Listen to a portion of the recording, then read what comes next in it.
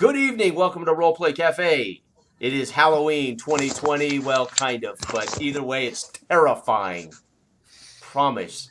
We have Kevin running the show up at the top left here. He is our director of Dark Age of Play Session 2 for Kevin, actually, which is sweet. We have Dell there in the middle of Roleplay Cafe. We have Eric over here on the right, and we have the man, the Confessions of the Frustrated Game Master, Robert, at the bottom left. Yes, I had to think about that for a second. So welcome, gents. Thank you guys for test playing this. Robert, thank you for being here, man. It's awesome to have you doing ours after Ivan and I helped you with, or at least had a chance to play test Peace. Robert's got a sweet game. I just ordered a couple of books from Robert today that I'm going to be running for my local group, so that's going to be awesome as hell. Peace. All right, take it away, Kevin. All right.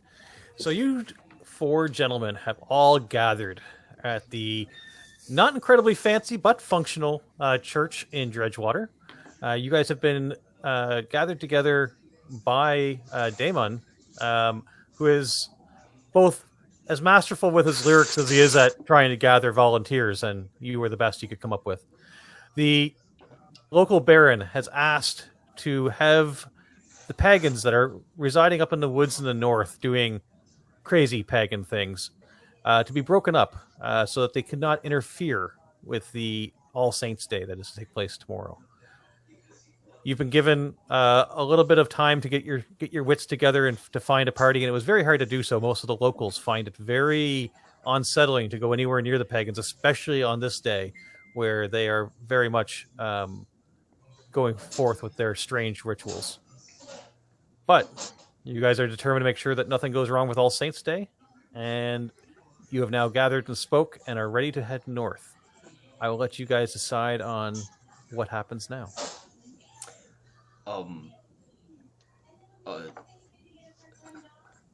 I will approach a soldier. I refer to the mute as soldier. It is clear that he has the background of one who has seen some horror in his life. I will pat him on the shoulder and hand him torches and a lantern, and nod that he is to lead the way. I will carry my censer in front, swinging my censer as I will follow, and not saying much to Daub or Armando, as we all know what the challenge lay before us. However, whisper a solemn prayer that Armando can keep his focus among the pagans who like to dress in a provocative way. If we do so, run into those pagans. Excellent. Can you roll for your prayer on that? And while he's rolling on that, can the other three gentlemen all roll 2d6s for me, please? Critical failure. A 1. So, Robert, you can do with that as you wish. You pray to the god for you to keep it in your pants, but you do what you do. Dobbs like, were you saying something? All right. Not good. So I have an 8. There's plenty of bushes up the top. I rolled 2. 2. And our mute friend, can you hold up how many fingers you got? 12.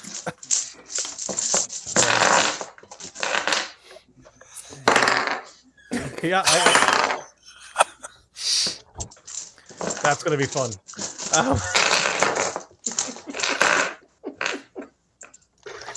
All right. Okay, so let me just double check here. So you guys begin heading north. You've got at a fair clip as you go through the hills and you start to exit the swamp and lower lands of Dredgewater. And the elevation goes up a little bit as you carry on north. And the tree growth starts to come up. And you're passing by a lot of spruce trees. The normal like maple trees and what have you have started to lose their leaves. Some of them still cling to a few leaves. But for the most part, they've fallen. And you're going through a highly like spruce and fir wood area. That's slowly as you're coming into it, the road is narrowing a tiny bit, and the trees are starting to get a little bit thicker as you go. Ah, keep your wits about you. These are the times in which we will hear their chants and their prayers and their satanic rituals. Pay close attention, soldier. I nod. I stay close to him, and I hum in some fashion, trying to create a little, stirring music or to usher you to that we need. It only comes out of one nostril and sounds really high pitched. Right. I will begin to hum and pray in Latin as I swing my incense, following close behind the torch bearer. Dobbs keeps kind of wandering off the pack and, ooh, hey, I need this. And he's cutting it off and, ooh, moss, and keeps stashing it everywhere. And I think maybe Dobbs may know where the pagans go. Oh, they're everywhere. Everywhere. They're pretty good customers, too. Oh, God. Save us from the pagans. As you come back onto the road, Dob, after having gathered some material off to the side, you come back onto the road and you see a little rustle in the bush, and darting across the road in front of you is a pure black cat that kind of stops right at the edge of the road as it gets across and kind of looks back, looking like right at you, and does a meow, and then darts back into the woods on the other side. Okay, I bolt upright and stop in my tracks. I don't know if the canter is moving forward. What is it, soldier? I lift my walking staff up. It's more like a quarterstaff, pointing the direction to the cat. So obviously, I'm upset about. Oh, you see the cats too? Good. I thought I was seeing things again. Whew. Wrong mushrooms. Yeah, it's very easy to see at this point in time. It's a very nice clear night. There's lots of stars out. It's basically a full moon, not a super moon, but a nice clear full moon out on top of just over top of the trees, shining down. It was a pretty good illumination. So stuff that you're seeing around this area seems to be pretty easy to spot. Listening carefully as we move forward. When I break from my liturgy, I will listen for any chants or any noises in the woods that might lead us in a direction. As we cross the path, I hum a little louder, or in song. There's a bit of a breeze, so you're hearing rustling from the trees, and but no other sounds at the moment. Sorry, go ahead there, Robert.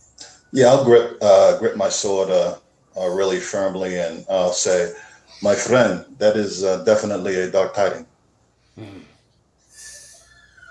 Are there any other wildlife we're hearing, or just the trees? Right now, you're only hearing the trees around you. There doesn't seem to be any other birds, or even the insects seem fairly quiet this evening. This isn't natural. What is not? I'm a man of God. I spend my time among the people, and what is unnatural? This is all nature. That's your problem. I mean, nature. We should be hearing birds and bugs, and we're not hearing anything. What? Pray tell nature, what could cause that? Nature. Don't know, but it's bad for business. I'm walking from side to side on the road and humming a little bit louder, trying to increase the volume over the emptiness of the sounds, the natural sounds. Are you guys continuing to move forward, or have you guys stopped where you're at? I'm going to see where the cat disappeared. Mm-hmm. So you're gonna veer off and try to. Yeah. I have a little sickle. That's what I use to trim, but it's also my weapon. So I'll have that out, and I'll start going through and trying to see if I can see it through the bushes or. I walk up to where Dob has entered off the side of the road, following the cat, and looked.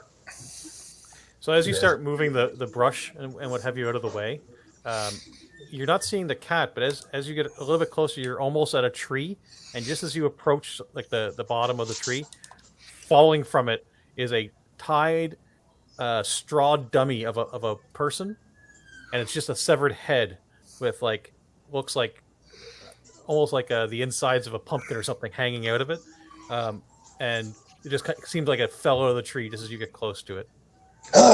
Oh, God protect us from these pagans. Soldier, light upon the head. Is it real? I approach it tentatively and hold up my quarterstaff.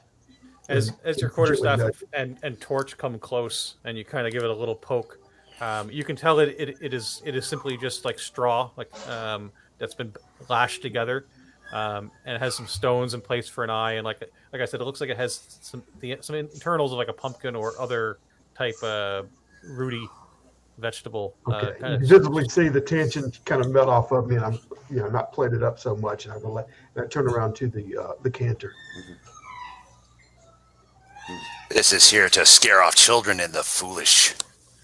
Ah, yes. Let us bring it down. I will kick out at it, trying to kick it loose. Maybe tear it down ultimately, but I won't touch it with my hands.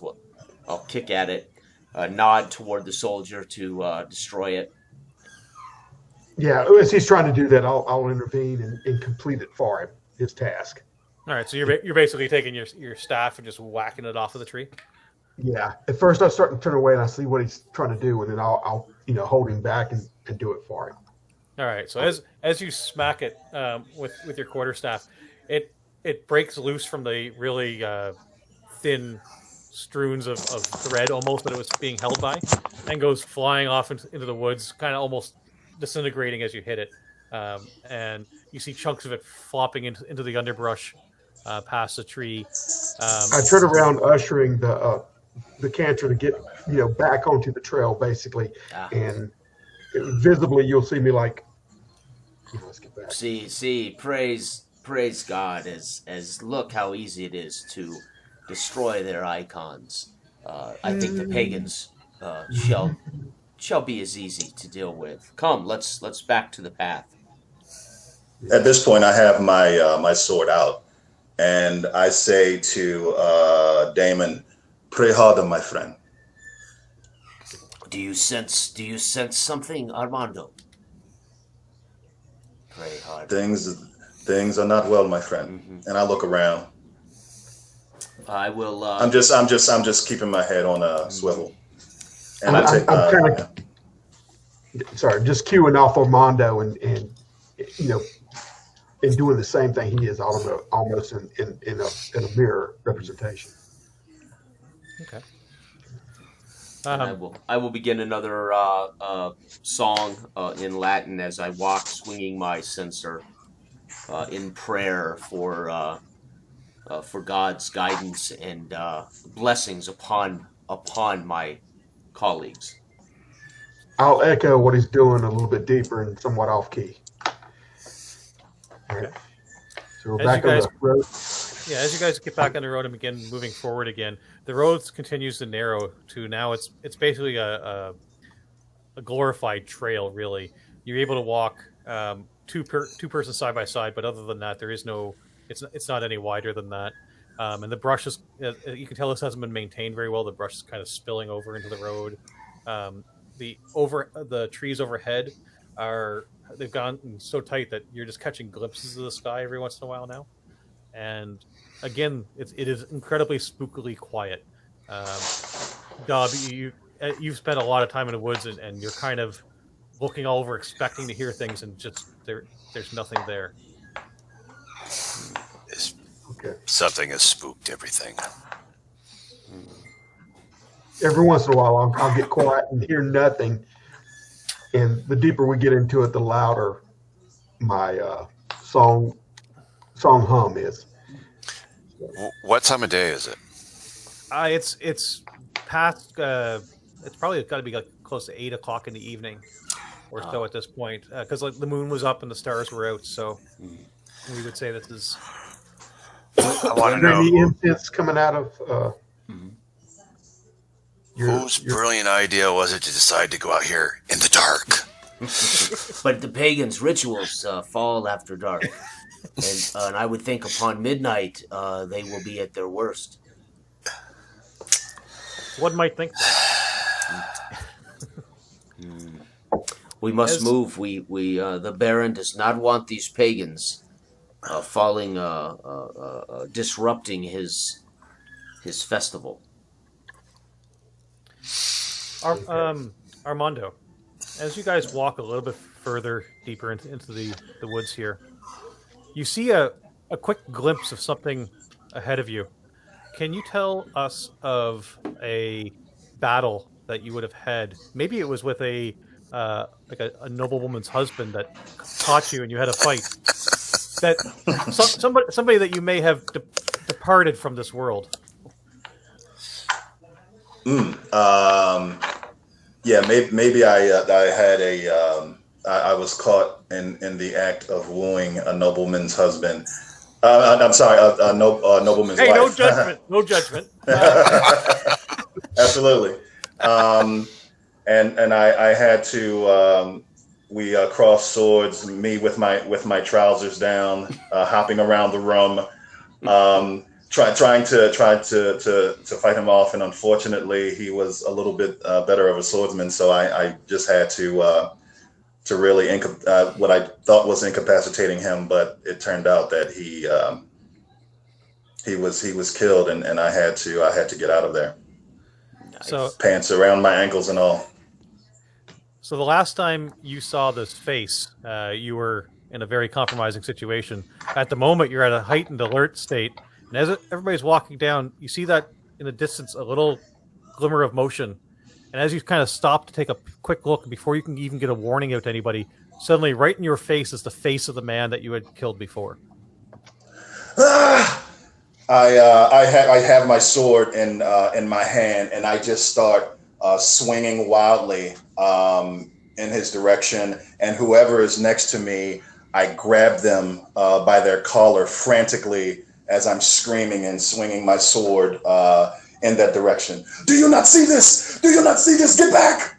The other three of you see nothing other than your friend swinging wildly at nothing in the night. Okay, but I've been keyed off of Armando.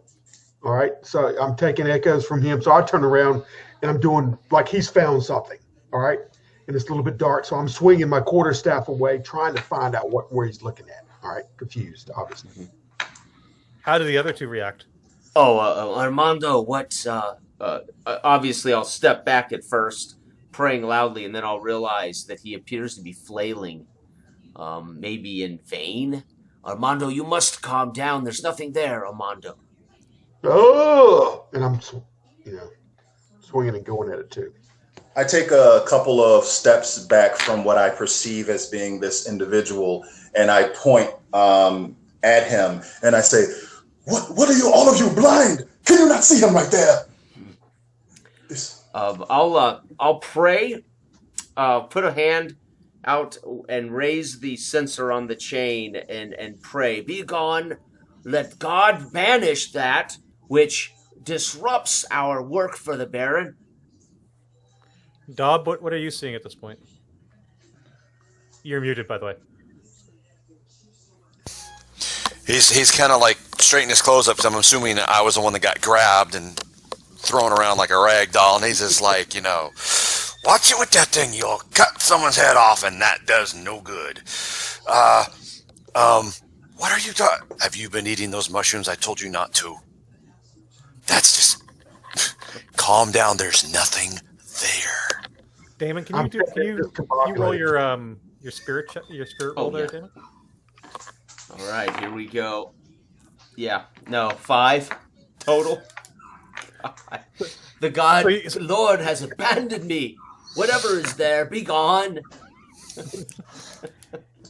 So, as you're swinging your sword, and as the mute is swinging his quarterstaff, you're seeing it just pass right through the apparition in front of you.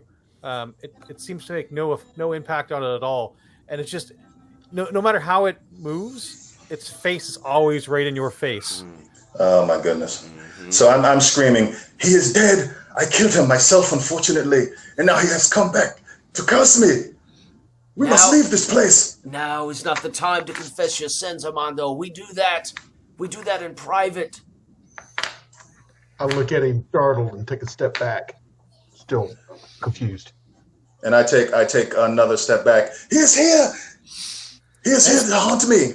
As you bring your hand across your face and kind of break eye contact with him for a moment, as your hand clears, he's gone. Okay. I'll drop my sword to my side and put my hand in my head.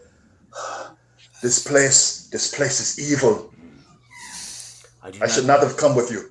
I do not know what you saw. I put a hand upon his shoulder, and with the incense swinging, and I'll sing a soft prayer, but tell him it will be okay. You must not believe what everything we see on tonight's trek. There will be time enough for your sword against the real threats.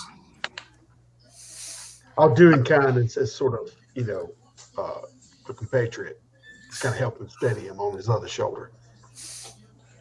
I'll ask Dob. I won't. I'll say what I was asking him. Dob, can you give me something to calm my nerves? Yes, just a minute. He'll walk up and kind of put his eye, his finger. He's like, on his eyes, and snap out of it, and just slaps him across the face. Did that work? Yes. Okay, that's 1 copper, please. Yes, I will give you that. No, I have it now. I give it to him. I have 2 silver. I am sorry. The night is playing tricks on my eyes. You both must trust more in God. This is not a way to behave, Dobbs. I'm taking out a water skin right He's now. He's cured. It was either that or gout, so I was assuming, Maybe the Lord works in more mysterious ways than I believed. Yes, good. As you slap him in the face, you hear a giggle. A small, childlike giggle. He'll start looking around like, who brought their kid? And child, come out, child. You should be with your family. I've been fishing out my water skin to pass to Armando. Okay. I drank from it. As you're drinking and you lower your head back down after a nice long swig of whatever happens to be in the skin. I don't want to assume water. Okay. And you bring it back down because this isn't. It could have been mine. You're right about that. I'll make that as well. Go ahead. You see 3 small figures start to emerge from the brush right along the side of the road. They not close enough that you can make out their faces, but they seem, like maybe like 3.5 to 4 feet tall, with robes over to their heads. Look at them. It was children playing pranks. I'm sorry. No, go ahead. Yeah. It was children playing pranks. I feel foolish. Girls, what are you doing up? Children, what are you doing up here? And you hear another giggle.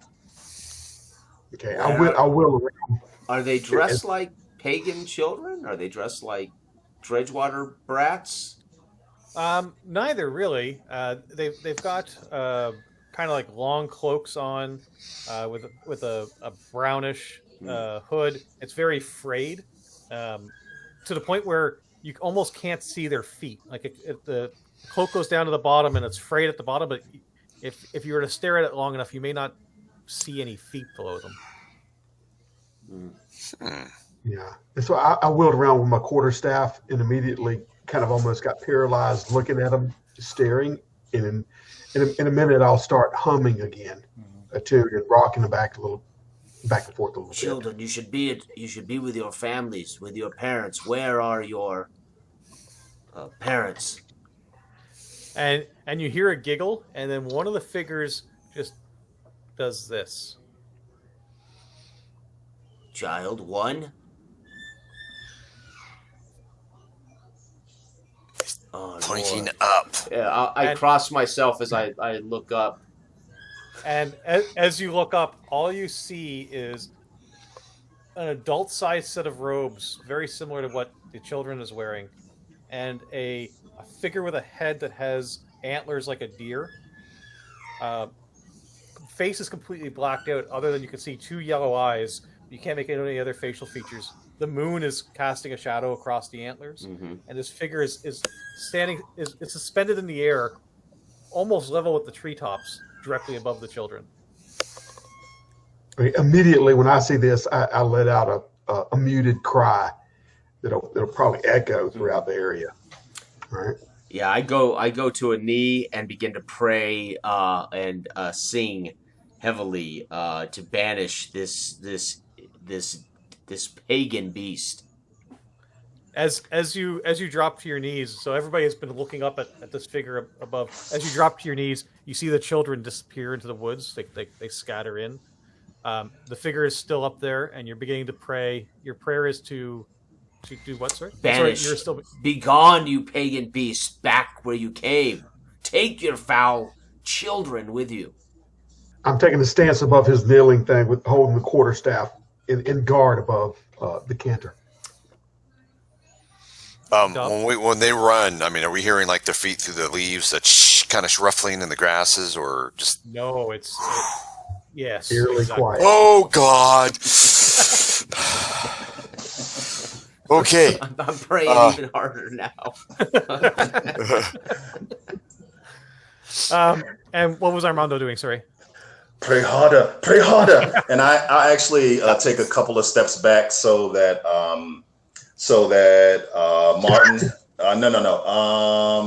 Martin is closer. I don't picture myself having any ranged ways of dealing with this. So until it comes closer, but I'm stepping back. I'm definitely sweating and a little frightened.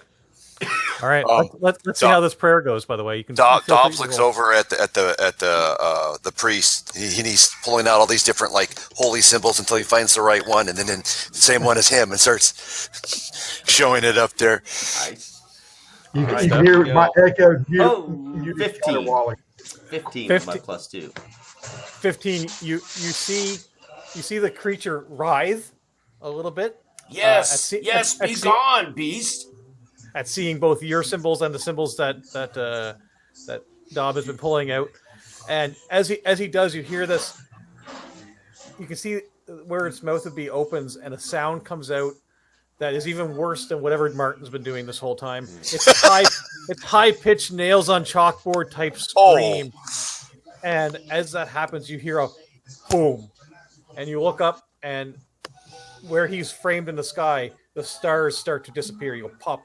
Pop, pop, pop, and each star turns dark, black, disappearing from the sky.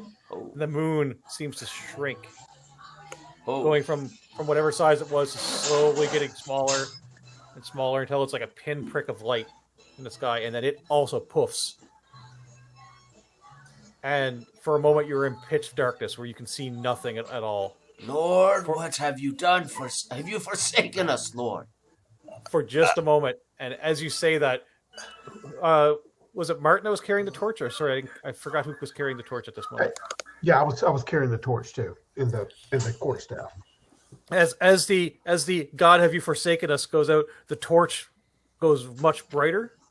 Just poof. I hold it up towards the figure is gone from the sky, but the sky remains darkened with no stars as you had seen before. I've picked the wrong time to quit drinking. Oh my gosh. What is this foul magic? And I will look about for any remnants of the creature or the children. Nothing, looking to see if they're. You see nothing of those, but you do see things that would, to us, in now times, you would refer to as probably jack-o'-lanterns. But instead of being carved out of pumpkins, you see turnips hanging from various trees, with gruesome faces carved into them. They're not hollowed out. Just these gruesome faces are carved into these turnips, and they're hanging from various trees as you look down the road ahead of you. That's a waste of a good turnip. Yes, we have wandered into some pagan ritual, some pagan trap. Who knows? Is it so dark we have trouble seeing our own hands? Well, yeah. If you leave the range of the torch, everything is just pitch black. Like if you put your hand in front of your face, you wouldn't see much. But if you're close to where the torch is, and as he moves the torch around, you can get a sense of what's near you. Dob, you actually look behind, and as you do, where there was a long path behind you now, the trees have closed in, and it's like the path behind you just terminates into a bunch of trees. He's got. I have been waving kind of erratically around with a torch, just around the area, the circumference of where we're at. Okay. Now, so am I seeing this all the way around, like just a ring of trees around us now? No, there is still a clear path forward, but to your sides and behind have all closed in with trees, whereas prior, as best as you can recall, you came up a path behind you. Okay. After I do my little 360, I turn around and realize this is the way forward. I put my hand on the canter and look at him expectantly, and then motion forward with the. It looks as though God is leading our way. Look, there is still a path, clear path for us to take. Yes, it's the only place where there's no tree. Yes, and I believe we should follow it. It is our path. The Lord provides a way, always provides a way. Okay, why did he take away our escape route? Oh, so we would not make a wrong turn. And or is it the devil leading us to our doom? I stepped forward for Dob and right. You did not say that. I know you did not say that, Armando. Our doom? What? Okay. I kind of grabbed the canter too and let him know things are gonna be all right. And then moving forward, like we don't need to listen to Dob. I'm putting my hand on a mono, going.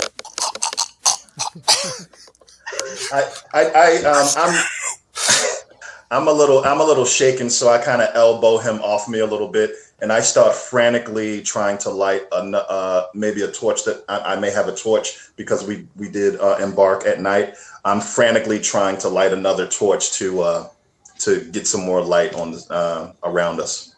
Yeah, your hands are a little bit shaky because you are coming out of a little bit of a fright, but after an attempt or two, you're able to get it lit without any problem, and have a torch light up as well.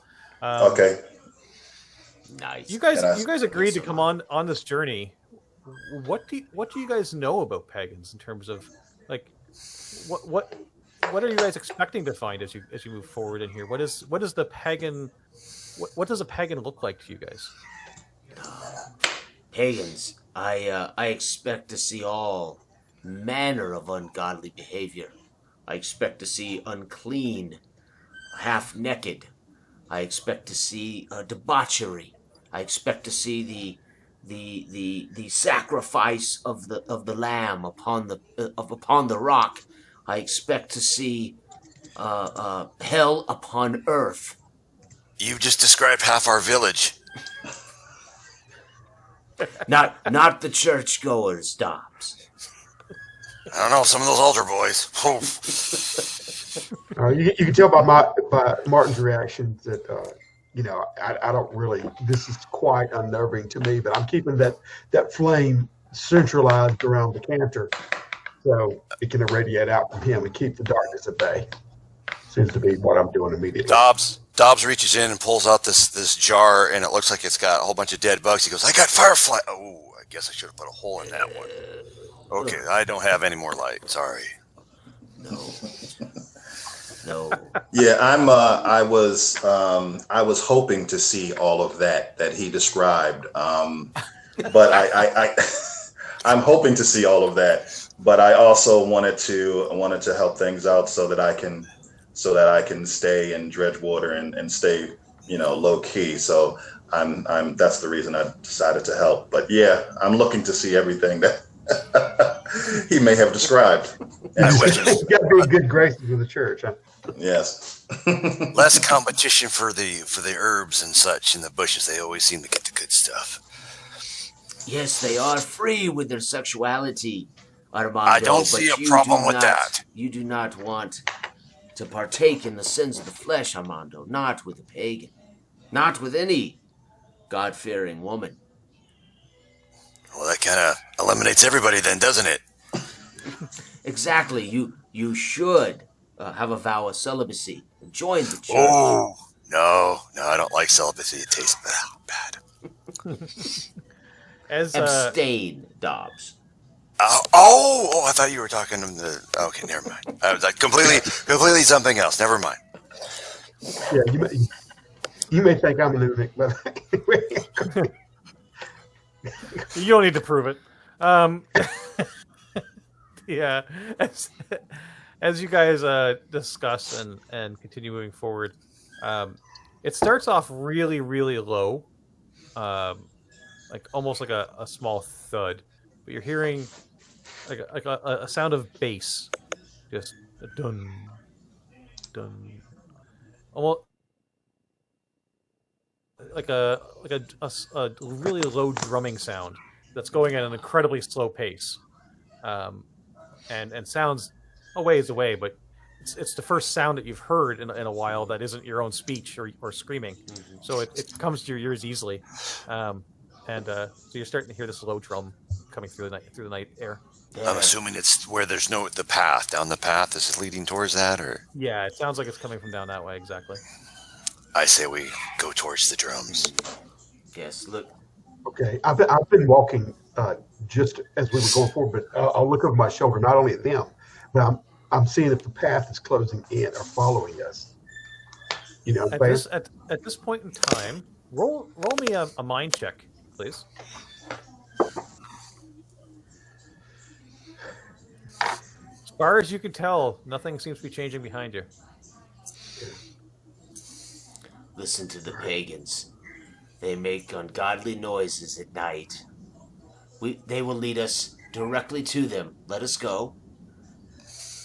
okay. I'll counter the thrumming sound and the drums with some kind of humming, trying to urge the cantor to hum to.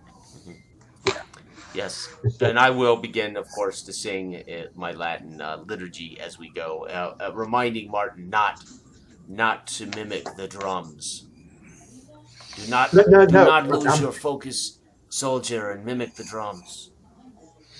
Good. What about the other two of you guys? You guys kind of getting. It's very very steady beat, very good rhythm to it. Are you guys focusing on the noise at all, or are you guys focusing more on the priest and his singing?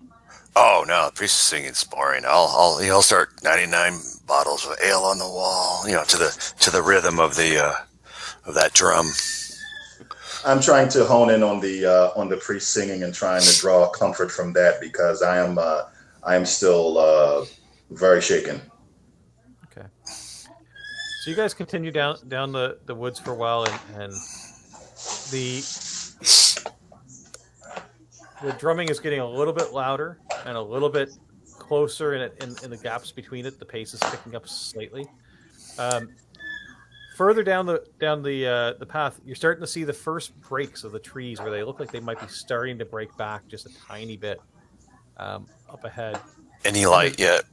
There's a faint glow of something further down past that into that clearing area, but nothing that you can make out yet. It's still too far away, but you can see a glow of light where everything else is pitch black. I'm motioning forward for the kids to recognize.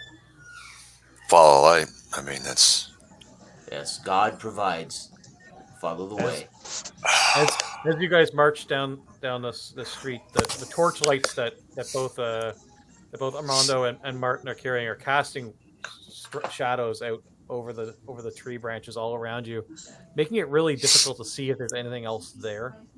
Every movement that you make, both torches are casting different shadows as you walk. Now, is the light from these torches, are they casting the amount of light it would normally be, or are they reduced? The one that Armando had was the one that I believe was preyed upon, and it went really, really bright. The one that sorry, that was the one that Martin had. The one that Armando has is just a normal brightness torch, and that might be why the shadows are different lengths depending on which one you have. As you guys are getting closer and closer to the clearing, it's very clear that the drumming that you're hearing is coming from that clearing.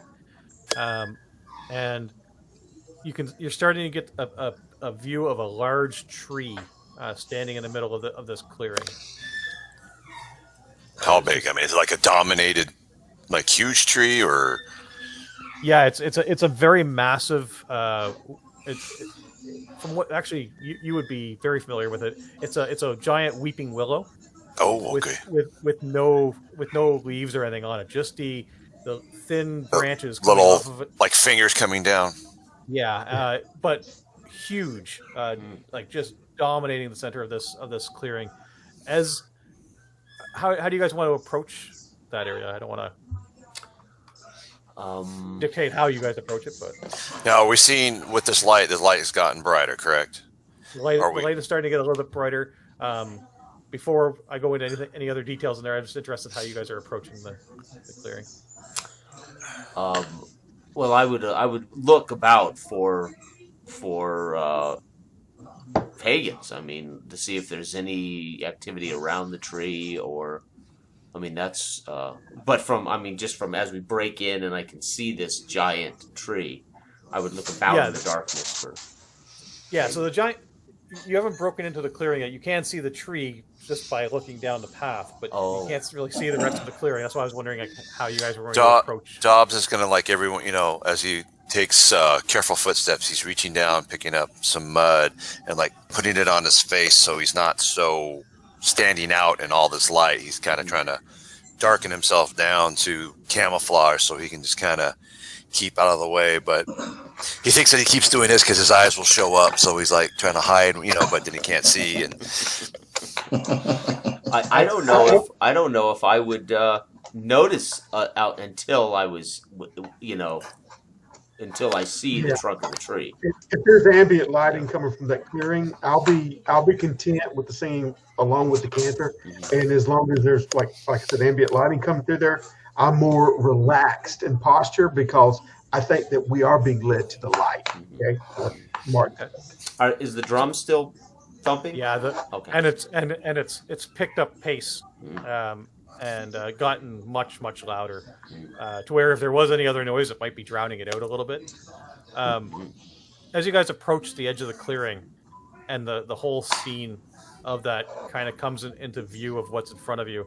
You see this giant weeping willow tree, and then in 5 locations in a ring almost around it, in 5 different points, there's these large stones, these vertical stones with large holes cut in them, and standing at each stone with their head is a person that have stuck their head through said hole, and then there is a line of rope that's wrapped around their head on the other side, that goes all the way back and tied to the tree from 5 different points all around. Then along the edge of the clearing by the woods, you see more of these figures that look like they're dressed similar to what you had seen floating in the sky before, all wearing ratted cloaks with antlers, and as the lights kind of flash around, you're seeing, looks like they almost have like animal skulls in their face, and there's chanting and drumming, and as you guys step into the clearing, the drumming stops, and all the light, anybody who's holding a torch or anything like that, kind of turns in your direction, and you have this weird moment where you're clearly not where you're supposed to be, and they clearly recognize that you're not where you're supposed to be. Yeah, when the drumming stops, I stop taking all this in. I grip my sword tightly and I say to myself, I say out loud, this is very disappointing. Indeed it is, Armando. Indeed Dobbs kind of, he's like looking around like Walleye, puts his hands on Armando and go, sick him. Kind of backs up. Right. And I kind of fight against his push and start backing up with him. And I say to not much effort in that push. It was more of a right. He pushed himself kind of back as he tried to do it. Yeah. I was expecting a lot more. You see 4 of the figures that are all in this sort of a garb start to move towards the opening of the clearing, and as they move, the drums start up again, and you can see that there's somebody standing at the foot of the tree. what is your guys' focus on more, the tree scene or what's coming towards you from the other? I'm Coming towards us. Yeah, I'm thinking about the what appear to be potential victims with their heads in these rocks and ropes attached to them. So I'm looking at whether they're victims or are they do they appear to want to be there, right? They're wearing all white, and you can't really see their face. Their faces are also covered in a white shroud. Okay. But you just see the rope coming out from the neck, tying back to the tree, and there appears to be somebody standing at the base of the tree that's doing a chant, and it's up to you where you want to put your focus or where we want to spin the camera on at this point. Yeah, I will spin it upon the anyone who. Well, actually, I'll spin it upon God Almighty as I speak aloud. End this ritual now. Release these poor people. This is Satan's work. It's just taking a second for me to take this in because my mind's kind of low. So I'm taking in the thing, and I won't really. I have this protective instinct toward the cantor. If they get close, I'll snap out of it. But right now, I'm kind of transfixed on this curiosity that's happening. Yeah, you can hear whoever is in the middle starting to chant, and as they're chanting, they start talking about how the harvest has ended and the fields are bare, the earth has grown cold, and the land is now empty, and the gods of death are among us, keeping a watchful eye on all the living. And the Heathen, cease those words. Roll for it and tell me the result in a minute. As he's speaking, you can see the roots of the trees are above ground, and they're almost like moving like snakes. Like the roots are moving around as he's speaking. And sorry, how did the roll go for the 15 plus 2 spirit check? 17 total. Okay, so as you say that, as you make out your claim, you have a feeling it was a very powerful, and everybody stops to turn at you, but just where you would normally expect to have a feeling of recognition, like you have a special relationship with God, and as you make that call out, you don't get the same familiar warmth that comes back to you as you make that prayer. It's more of a cold. It's almost like you weren't heard. The figures that are around you, you can see that they now appear to have branches, long branches, like a pole arm type branch that have antlers coming out of them, and like a hooked antler. Oh, shit. Turning towards you, and the chanting and the drumming continues in the middle of the field. This isn't going to be good. It seems as though they are. My words fall in a hollow resonance here. Do as I say. Cease and desist this ritual. This godforsaken pattern of vice. At this moment, at this point, I'll put my censer on the ground and fumble around for my dagger in my robes. Right, thinking that my talk is nil. Right. As you're doing that, I interject. You know, when you're setting that down, I snap out of it. At that moment, I look at you and I hold up the torch and make eye contact with you and the torch and them. Okay. So what are you doing? I put my head down and I shake my head and I say, "If your words will not work, maybe my steel will." And I rush forward toward the person doing the chanting. Do they have someone? Is there someone between us? Yeah. So you guys are coming into a clearing. Picture it like a large circle. There's 4 people coming towards you, 2 from either side of the clearing, kind of pinching off the entrance that you're coming into. The tree and the person that's chanting is dead center of this very large. Think of it like a couple of football fields wide clearing. So, I mean, you could try to rush to them, but it'd take a long while, and you'd have to get through the people who are pinching you off, and also pass by the people who are on the stones and what have you. I'll try to do that. Okay. I'll try to work my way toward the person doing the chanting. As you step in front of your fellow comrades and start walking forward, one of the antlered people that's there swings their long stick at you with the antler sticking out of it. Just swings it almost like a baseball bat directly towards your chest. Okay. Give me a roll. Let's see how this goes for you. So my combat, this will be a combat rating roll. Yeah, so if your body's 0 and all of your equipment is poor, you don't get a bonus. So your combat rating is a 0 if you don't have an excellent weapon or a good weapon, or right. And your body, I think, is 0, right? Yep. So you don't have a bonus to the roll. Okay. Yeah. Okay. Oh, I have a lovely 3. Yeah, you start to step forward with the intention of getting to the middle, and you may not have been paying attention to how close they were closing, but you suddenly start to pay attention to this whoop, right center of the chest. The large stick hits you, and the antler pierces your skin and kind of hooks in. Yeah. And as it's pulled back out, you see a spurt of blood, and and you can take a wound for that one. Yeah. Okay. Okay. As Armando ran past, and I was looking at the canter, like, what should we do with this? And I see Armando run past and get shanked. I turn my eyes away from the canter and realize what I have to do. I rush forward and I swing my torch, trying to light their robes, and swing back. Okay. Okay. I will start to whisper a prayer to bless my colleagues in there. God, do not allow injury to befall my colleagues. Protect these noble men. Okay.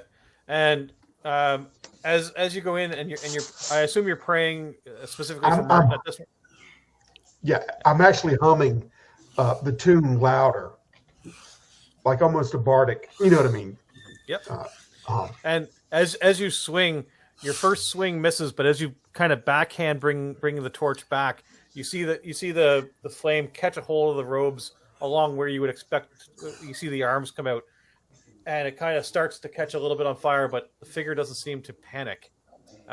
It's just there's now like flames coming off their robes. Dob, what's Dob doing? Okay, he's looking around the world, really worried and everything. He'll approach our fallen comrade, and he'll reach his hand into a pouch. It's got like different peppers and salts and stuff, and just like kind of throws it into the creature's eyes to kind of blind it, distract it away from our comrade on the ground. Excellent. And yeah, you don't even need to make a roll for that. That's perfect. You grab this, you throw it up, and you kind of hear like that same sort of high pitched nail chalk where as it kind of leads back, and as it does, you can see that the skull moves a little bit, and you catch a half glimpse of a human face underneath. As that happens, you can hear the chanting in the middle is drumming up, and you can hear the person chanting out to "O Jackaled One, share with these our new recruits the power that you bring upon the earth on this day." Can I get? Does anybody want to do anything at this particular moment? Gosh. So we hear them say this. We understand him, right? Yeah, they're speaking. They're speaking a common tongue. That there's no. Yeah, I will match it with a prayer for God to smite the jackal.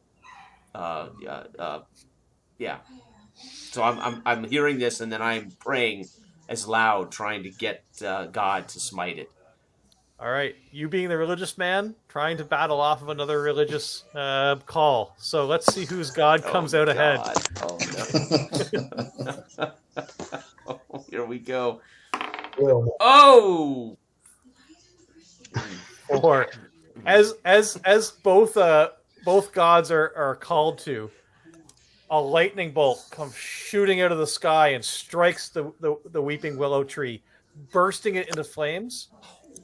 And you see at the same time, it's almost like the ropes that were attached back to the folks carried that that Zolt along with it, and you see their bodies convulsing on the stones for a moment. No, God, no. I knew it. I knew they were sacrifices. So now everything is incredibly bright because that tree is burning. The ropes have been burnt off, so that you just have the figures kind of slumped in these large stones with like head shaped holes that their heads are through, and you still have these few figures in front of you. Although others have started to slip back into the darkness, but the ones that are still in front of you are still there.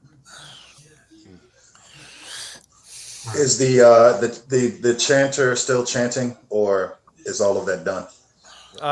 In the flash from the lightning, once your eyes readjusted, he is no longer where he was standing. So I was going to continue on to him, but he looks like he is gone. So the blinded, using the advantage of the one who caused the injury on me, I'll shout out and I'll grab my wound, probably with some blood spurting through it. Back to hell! And I'll attack him using the advantage of him being blinded. Perfect. And I will lower the difficulty rating, so feel free to give a combat roll on that. Sweet. 15 on the die. Yeah, as you swing, where are you aiming? Like, where are you trying to hit him at? His throat. Well, actually, I'm just trying to hopefully. I'm really not a combat character. I'm just trying to hope to get a good hit on him. Yeah, whatever I can get. All right, so yeah, you just swing and it's a hit. You Throat. Yeah. You mentioned next, so yeah, it swings across the throat, and just explain how this creature reacts to it. This is enough of a you hit with a strong enough hit that it's going to probably be a mortal wound. All right, so I bring my sword across his throat. Blood spurts out everywhere, probably getting on me as his neck opens and his head rolls back, gurgling, and he drops to his knees and then drops to the mud, motionless. As he does, you can see some of his robes lift up, and the headpiece he's wearing falls off, and it does appear to be a man that's covered in black paint, so that's why you weren't able to see their legs. Their legs were painted entirely in black, and the mask appears to be like almost like a cow skull with antlers that have been attached to it. That kind of leans off to the side. It appears to be, at least this particular person seems to be a normal man that's just dressed up. They are just pagans in dress up. Okay. The other three are still moving towards you as a group, and who's the furthest one in the back? Who's the furthest one? Dob, as you look at it in the field, you're starting to see some of the figures that were in those stones starting to move a little bit. Oh God, this is not good at all. What the hell? I knew I should have said no. Okay, he'll have his sickle out and prepare make sure no one sneaks up on our extraordinary warrior from the behind, and just kind of keep him covered. Yeah.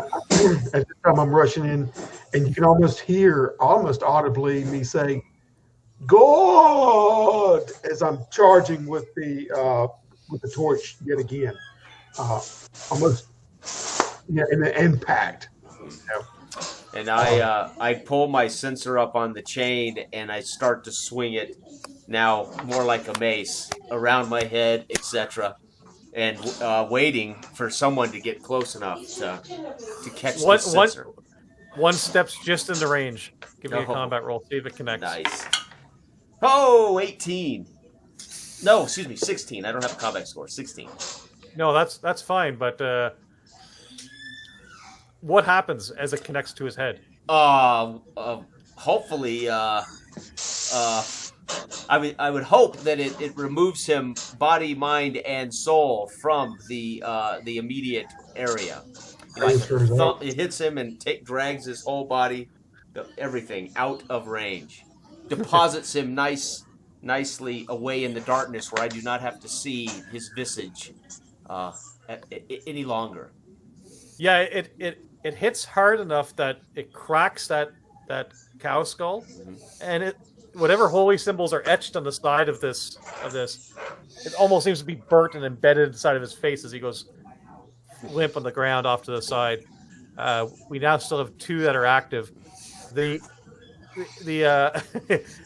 the figures that were in the stones are starting to stir, and you see some of them standing upright, removing their head from the stone, and dropping the coverings that were over their faces a little bit, and their eyes are glowing in a way that does not seem natural. Martin, what were you about to do here? 11 was your combat roll, trying to hit one of the other ones that were remaining standing. Yeah, I was charging him, trying to light him again. You swing with the staff, and it seems to connect with nothing as it comes through and just brushes the very front, almost like he sucked his gut in, and the staff just missed. Okay. Did it hit me or anything? I mean, as far as I didn't suffer anything. Sorry, I completely forget to do that every once in a while of having the negative outcome out. It's new. It's new. Yeah. So, yeah, as you swing and it sucks back, it swings back towards you. It doesn't put you down, but it does graze the arm that's swinging the staff. It shoots blood across. Yeah, and just kind of opens up right along here as your arm goes by, and just almost from wrist to elbow, just opens up a gash along there.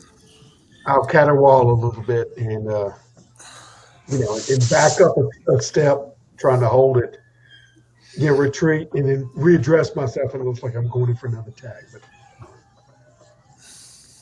the figures that are at the stones have now managed to mostly all seem to have gotten themselves stood up.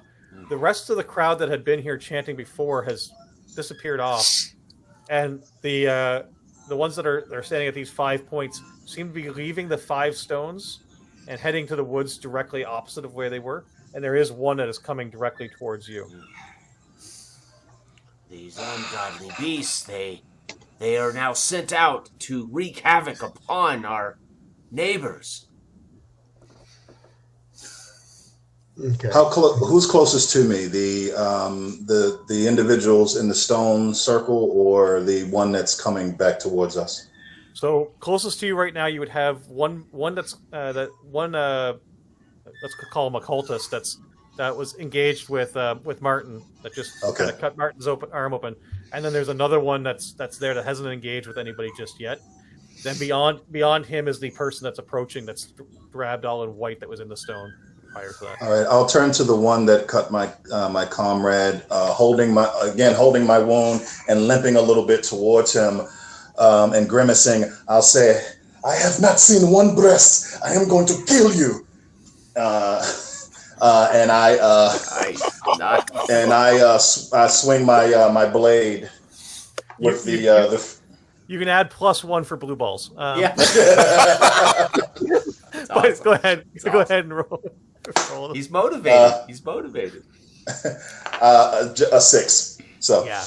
So no. Apparently, your frustrations have gotten to a point where you're still not even able to see straight, and you're swinging. And this one seems very agile as he's going through. He finishes his one swing against Martin, and as he brings it back, almost as if it's like a giant sickle, similar to what Dob was mentioning before. He brings it back, and he connects with you, and doesn't hit you as your person, but slams into your sword, knocking your sword out of your hand onto the ground in front of you. Damn it! I scream. Partly because you're already wounded, it's hard to hold onto it. So as it hits, it just kind of canters out of your hand. It's within reach if you want to go for it, but it's currently out of your hand.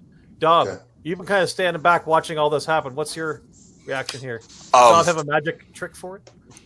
He'll run up to the guy that's near to our warrior and kind of stumble, going, "You wouldn't hurt an old man." And at that point, I'll take the sickle up and right to the crotch, get the artery there, just like an animal. Oh, nice. Give me a combat roll. Let's see if it hits. 18. Oh yeah. Nice. So you cut him from groin to armpit as it comes up, and you hear this mostly human scream now, of a deep grunt, and it falls. The one remaining one that's left you can see its head looking around. You can tell it's trying to make a decision of how it wants to proceed. And it looks behind it and can see the white cloaked figure getting almost right up on top of you now. And it rushes forward towards you guys, almost like it's trying to clear a path. Like picture like a football block coming in as it rushes right towards the core of you. I don't know who would be closest to that. But you've got the figure now running forward, holding out their stick. I'm kind of envisioning that I would be the one in the center since he was beside me. I would continue to swing this, that at some point I would grab Armand and pull him away from the fray and begin to pray upon him. You will live, Armand, to conquer many a woman. And I'll begin to pray to God to help staunch his wound or maybe bring some life back into Armand here. Yeah, so this is the first time in the last while that as you begin to pray, you get that familiar warmth feeling as you're talking, where it seems like it's coming back. That's dysentery. Do you feel it, Armand? God is with us. We are going to win this. And you will have plenty. As you look up praising God, you can see some of the stars are starting to come back into the sky. Oh, God is great indeed. It is power that I wield. And Armand, your wounds are they've ceased leaking as much as they were. The blood flow has gone from spurts to just trickles. The pain is still there. You're still quite hurt, but if you're a man of God, maybe you're believing this is coming from the prayer, or maybe it's just you've bled enough that it's stopped. Who knows? Right. So the one that's rushing right towards, who's standing up to stop it, or is anybody just going to let it rush right through? No, that's me.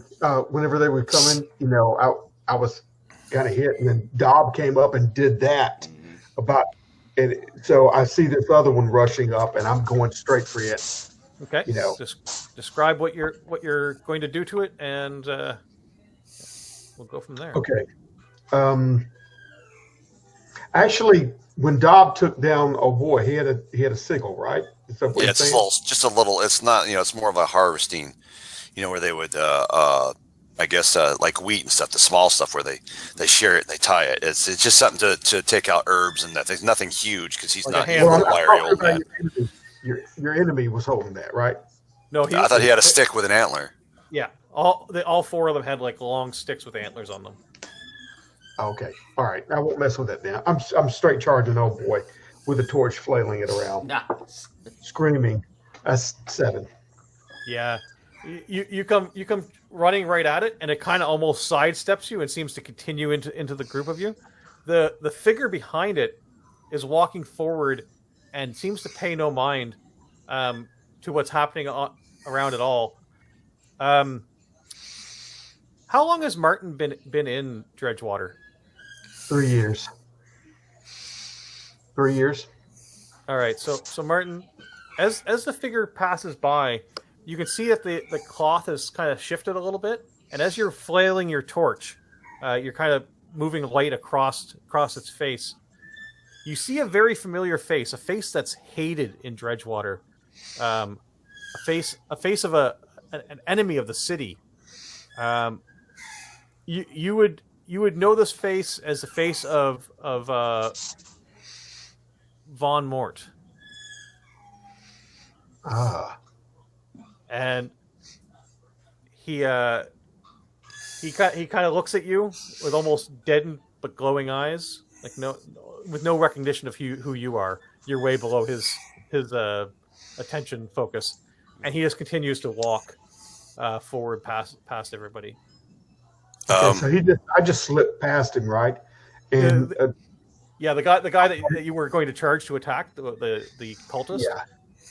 He just dodged you as you came towards him, and the figure coming doesn't even seem to pay any heed as you come forward.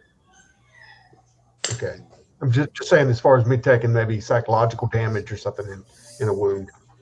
No, not so much a wound, but you're probably shaken for a moment as you recognize Von Mort. Okay, that probably shakes you for a moment of like, oh shite. What the effects that we're seeing? Does it look like something pharmaceutical I may know of? like some type of drug induction, like something that's basically altering his mind, or No, it doesn't appear to be of any high that you've seen before. Although this whole evening could be something like along those lines, given how things. Have gone. we're shit-faced drunk in the bars still. This is all just alcohol delusion. I guess out of desperation, Dobbs looks around, grabs a rock, and just tries to pop him in the head with it. Okay, give a roll for that one. It's going to be very difficult as you go to do so. A 3. You swing the rock forward. You thought you had aimed true as could be. It sails right by him and just barely misses Martin as it goes. I point to the fighter. He did it. and the white robed figure continues to pass forward. The cultist who had charged in now kind of turns back and takes a swing in your direction, having seen you throw the rock at the It white wasn't cloaked me. figure. It was him. It was him. So roll a body check or a combat check here again. See if you get a piece of the stick. Yeah. So right in the back between the shoulders. Yeah. You throw and then right in the between the shoulder blades, you just get this piece. I'm okay. I'm okay.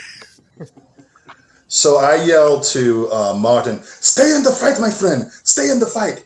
And I take a dagger out of my belt. And since I won't be able to grab my sword and get to him at the same time, I'll throw my dagger at him and see if I can't hit him with a dagger. Nice.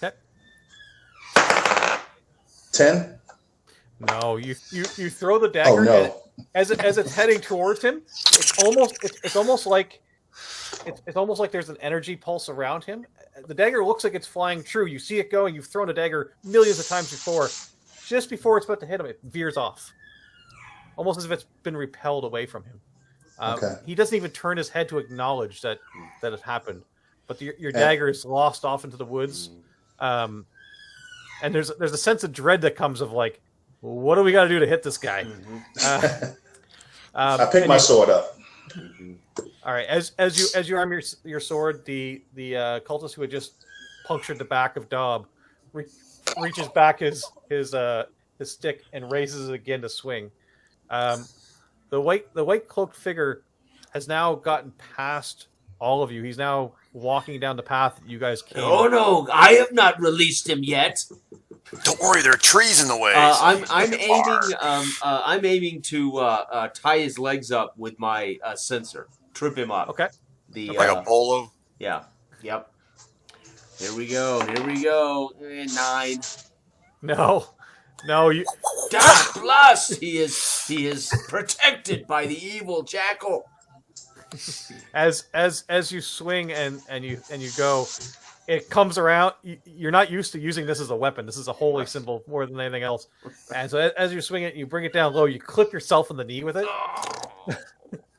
and you can take a self-inflicted wound of that. You could say what sort of a mark it leaves as it strikes you right in the kneecap. Yeah. Oh yeah.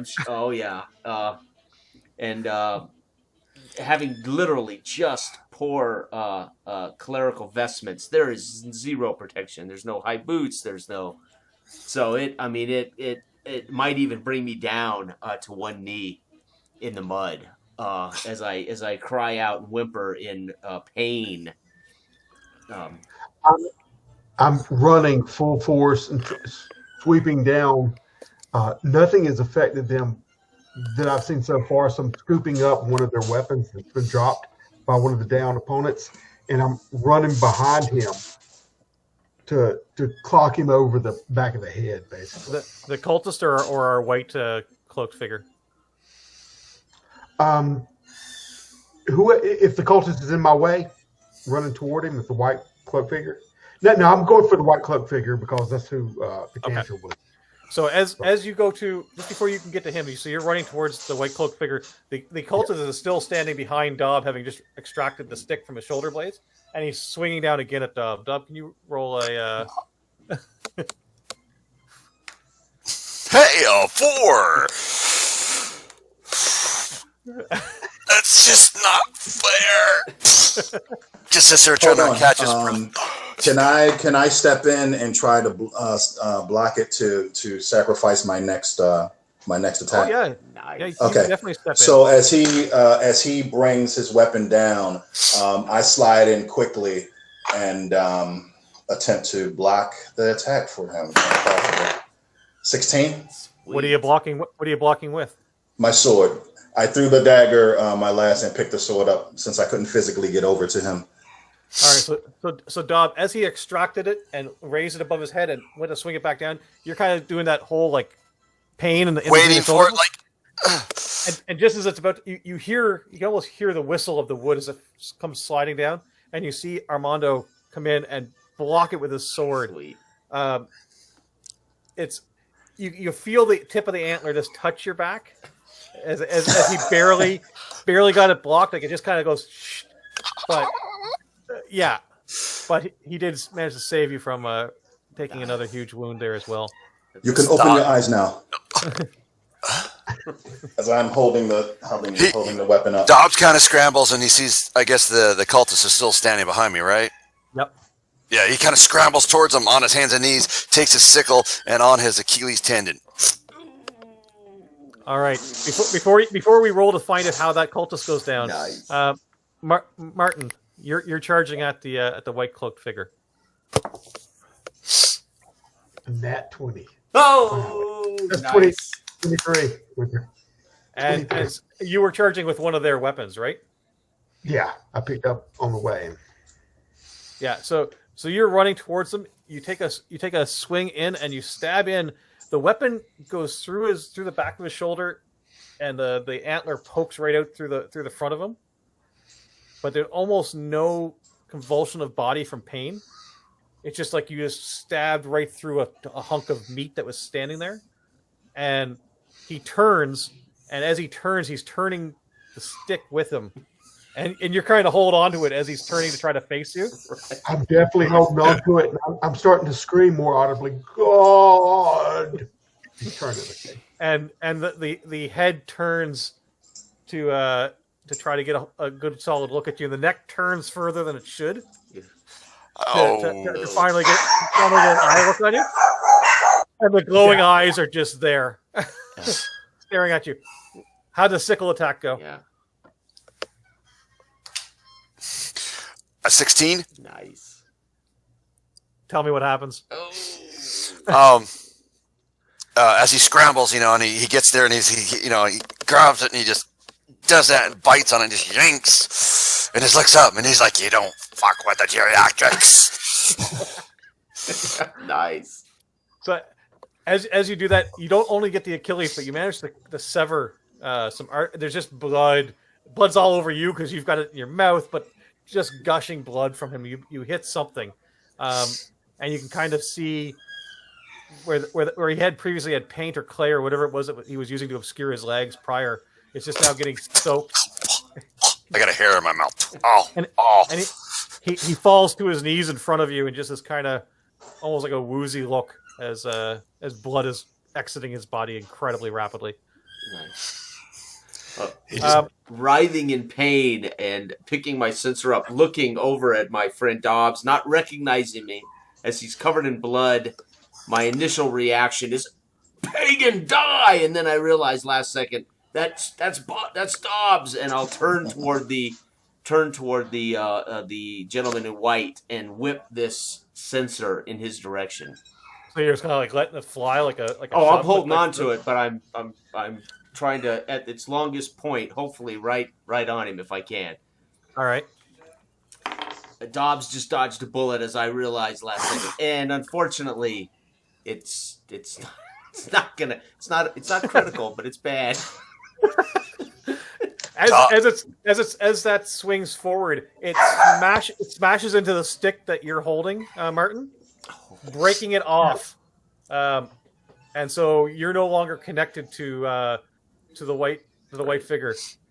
That's all right, because I had my torch, and when he turned around and was looking at me with the glowing eyes, I was shoving it in his face. Nice. All right.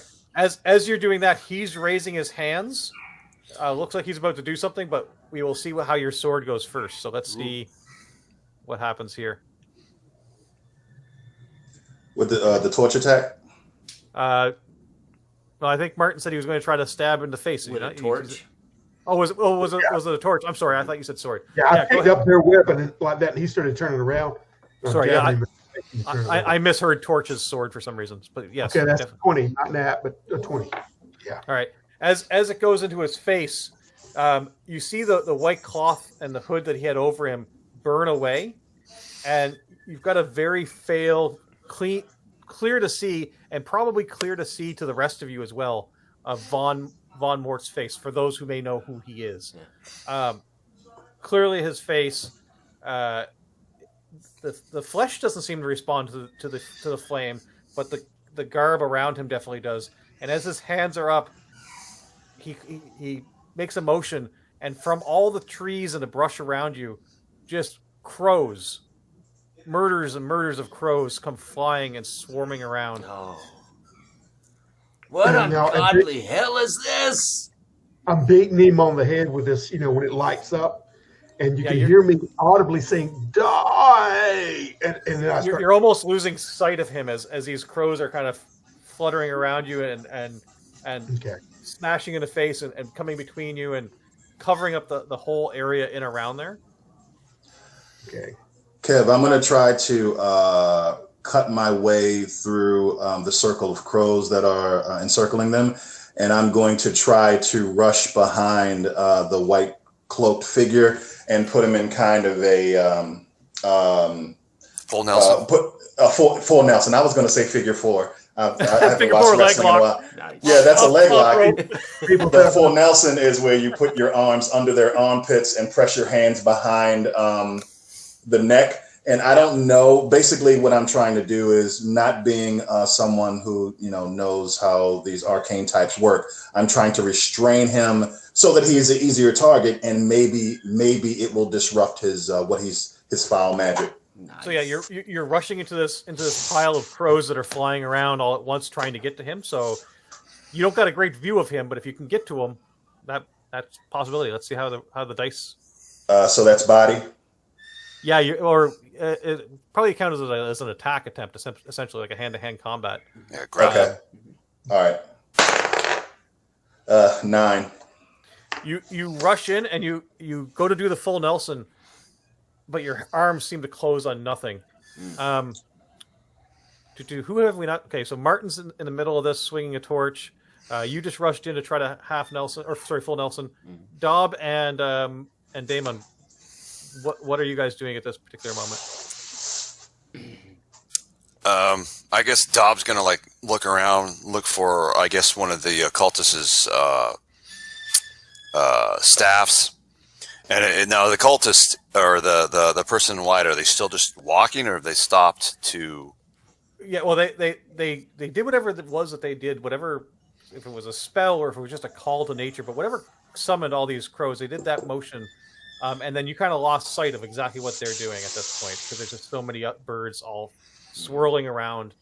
You may see glimpses of me in there with the torch. You see the torch. You can see that Armand went in, and you see him kind of reaching as if he's trying to grab something. Right. But you don't have a clear view of any figure in white at the moment.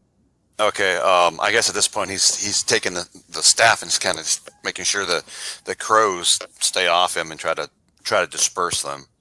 Okay. And I am I grab my holy symbol and I pray to disband these evil creatures. Be gone! As I try to shun all of these birds away. Okay. Let's see a roll for that prayer. 14 plus 2, 16. As that prayer goes, the moon that had been just like a pencil light, it's starting to grow back to its normal size.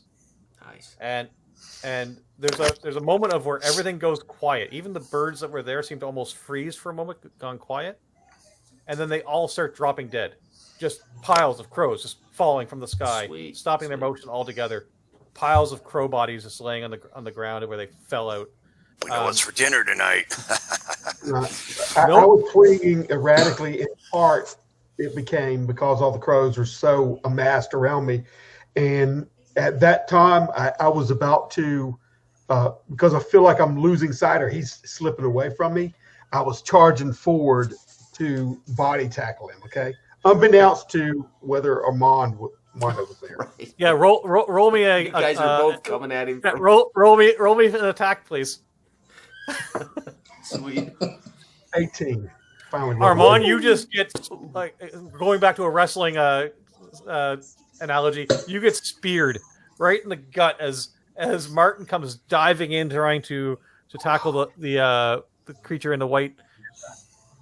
That figure no longer appears to be there, but you get full brunt of Martin coming and knocking. So we land on the ground, and the crows are just dropping dead around us. Dang, that's Okay, that's rough. now on top of you, Armando, I'm going to be like, it's going to take me a second to realize what has happened, but I'll be like around you with my hands. Get your hands off me! Get your hands off me! And then I'll get wide-eyed when I realize who I'm looking at and break it off and look around panicked for where did the white guy go, you know. The tree in the clearing is smoldering. It's no longer fully engulfed in flames. It just seems to be smoldering. There is no sign of any of the cultists at this point. As you guys kind of look back, even the bodies of the cultists have been removed, as if somebody came up and drugged them off. You have no evidence other than your wounds and the weapons that you hold that anything had even happened here at this point. The moon and the stars are back out. The sky is clear. You can see down the path that you came, and it appears to be clear all the way back down. What foul sorcery! Are there the dead crows about us? There's still a lot of dead crows all around you, yes. Okay.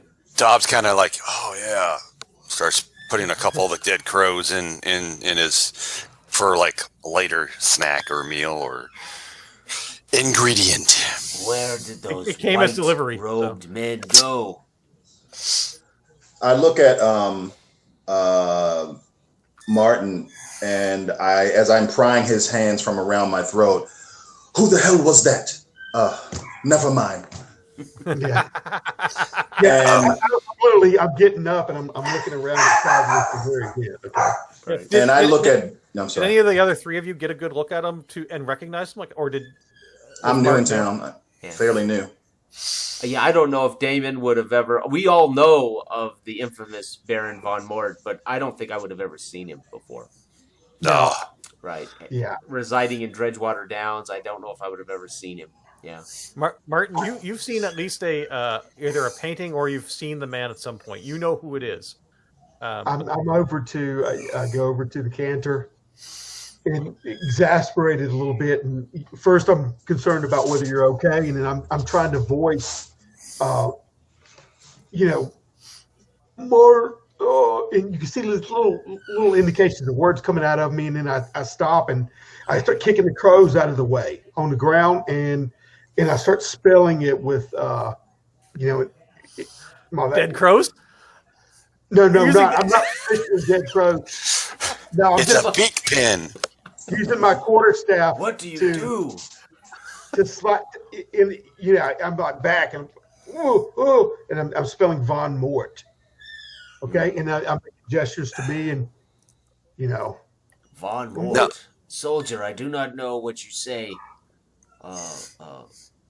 The sounds of nature have started to return. You're hearing birds chirping and the insects and the crickets and you're seeing little glow bugs dance around in this opening where. Get my jar ready for those. Don't forget to poke the hole. Yeah. Takes a peek of the crow. Hey Kev, with my Von Mort he's an evil noble. He's who resides south. He's south of Dredgewater. Yeah. Oh, wait a minute. Yeah, so you might well have. I'm from the south. Yeah, right. You might. That's right. You might well have screwed one of his court's wives. Can I use my prestige to know who he is? I don't know if prestige would be good to use 100%. That would be 100% be. Oh yeah, heraldry. 13 total. Totally know who it is. Both from, if you had any doubt when you saw the face, given the circumstances, once you hear the name, you're like, yeah, that's exactly what I saw. Now, He's trying to write out the name and then getting exasperated with the can't, not exasperated, but trying were to these ones in white? Were they actually leaving like footprints in the mud? I can go back and take a look. Go back and do a mind check. See, see if they actually were affecting their surroundings. A 10.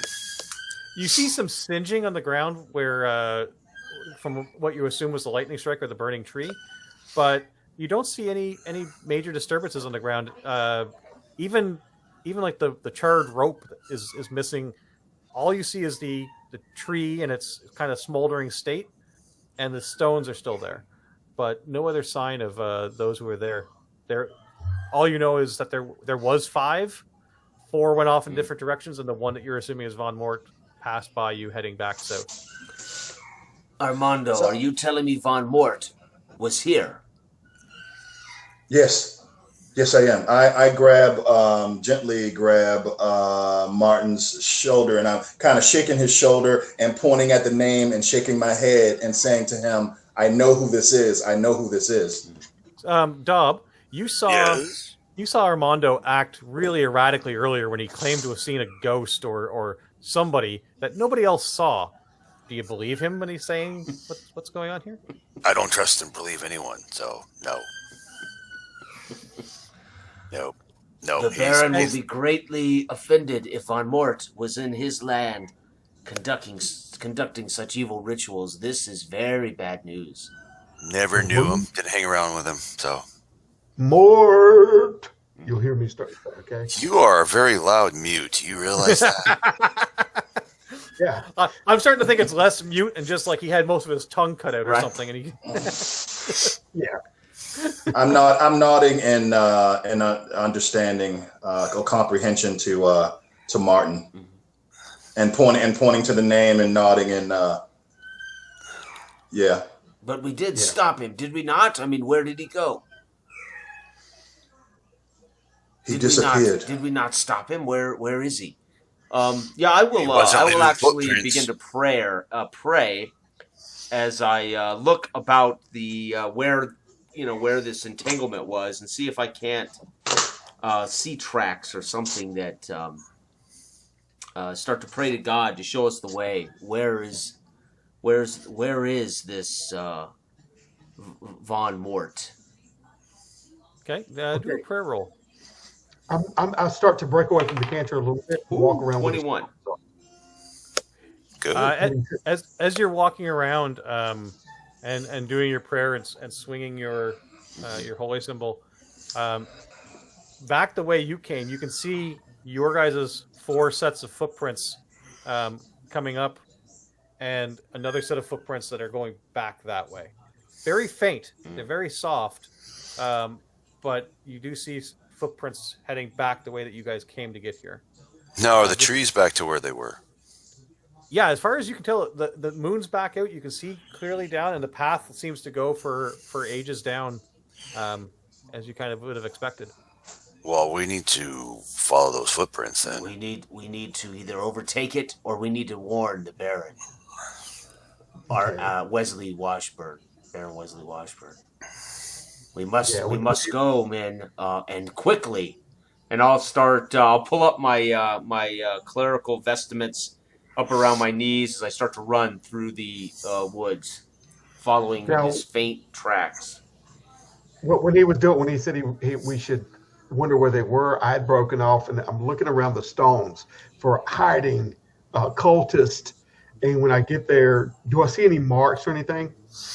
You see some strange like runes kind of carved into the stone along like one side of it. So if the stone comes up like this, the hole will be in the middle, and then on one side of the stone, there looks to be some like sacrifices. Are they still laid out? No, all the people that were in those stones got up and walked away. Who you're believing is Von Mort was one of them that stood up out of it. Yes, so yeah, sorry. there's no bodies to be seen anywhere in this area.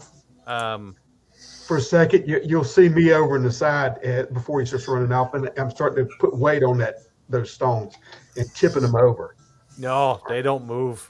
They You don't. can put all you put all the weight you can behind them. These things seem to go deep into the earth. Well, I'll be trying to do that and then realize the frustration. And I'm looking and I see the cancer running off, so I'll break away and then follow it. Sounds good. So you guys are going to take off at a clip down the road. Is that the plan? Yeah. Yeah, Yeah. I think so. Yeah. Give me a minute. I have to use the restroom. Yeah, No problem. yeah. We can take a one break if second. everybody needs it. 1 sec, gents. Me too. Yeah, feel free to take a couple minutes. That's no problem. Cool.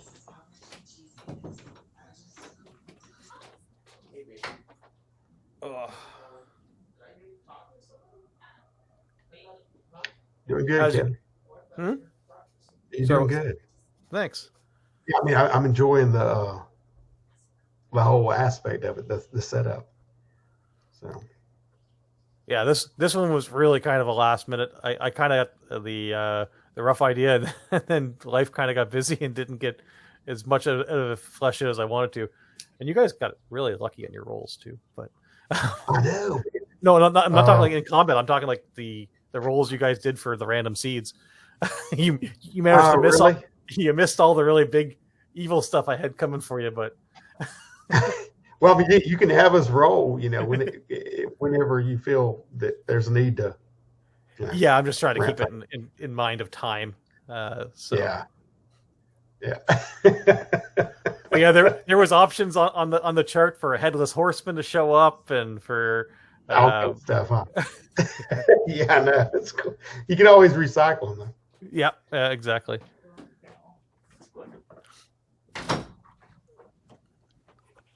There was going to be possibly a creek full of dead fish next to an old farmhouse that had a I know that unknown aspect of it is what I Yeah. love,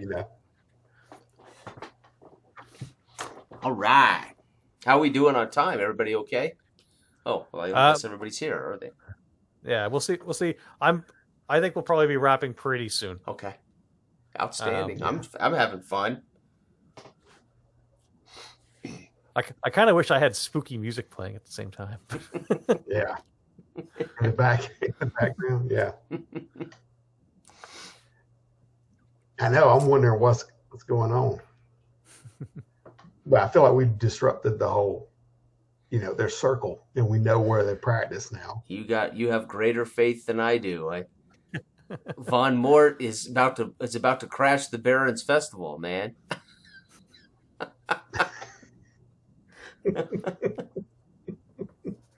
At one point, honestly, you started to describe it. I said, if you say Parvel, I thought you were going to say, and he is hated and despised among Dredgewater. You know him as a 9-fingered, right? I thought you were going to say even think Parvel. of that. That might have been better, but Yeah. yeah, I didn't even think of that. That would have been crazy. Mhm. He's just a peasant, though, so he wouldn't be that big a. Yeah, I mean, Von Mort is a major threat, so it's. But yeah, it was funny. I said, if he says Parvel,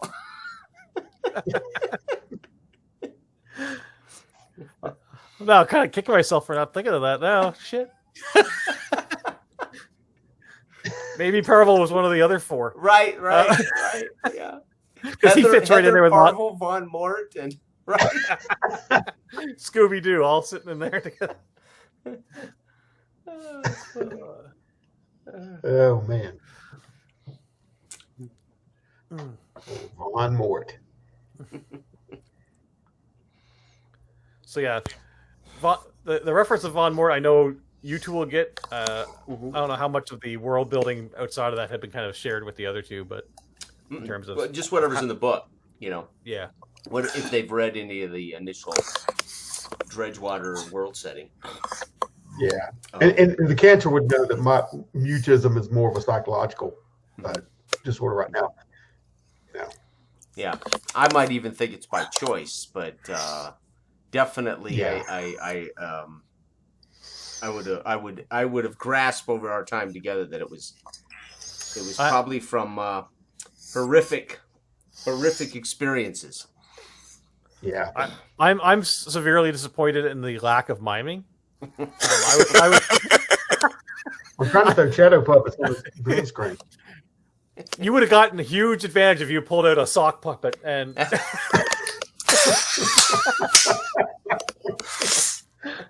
I gotta go get a sock. Yeah, with little dice eyeball. Yeah. Martin can't talk, but his sock puppet can fucking chat you right up. Oh my god! I have to go watch the beaver after this. Dobbs is just batshit crazy. Yeah, he's tactical with that damn. What do they call it? My little sickle. Yeah, scythe. Yeah, that they. I was hoping you'd go through some. I don't know if you've seen those that they because I live in an area where they there's a lot of farming and they're hand sized and they cut corn like super fast and it's like so they do it wheat sets as right well. in there. It sets right in their hand and it's super sharp and they're just like they cut it and then they bind it and they set it up for the next one. And they just and it's you wouldn't even know they have it in their hand. He's treating them like plants. He's just like he's cutting them at stems. Right. He's cutting the wheat from the chaff, right? You're an ingredient. Husking. So if everybody's back, we're going to. There won't be a ton of time left on this one, but I'm hoping everybody's able to stick around and give an idea of how they saw stuff come afterwards. But at this point, where we left off before the bathroom break, you guys were taking off down the path the way that you came up.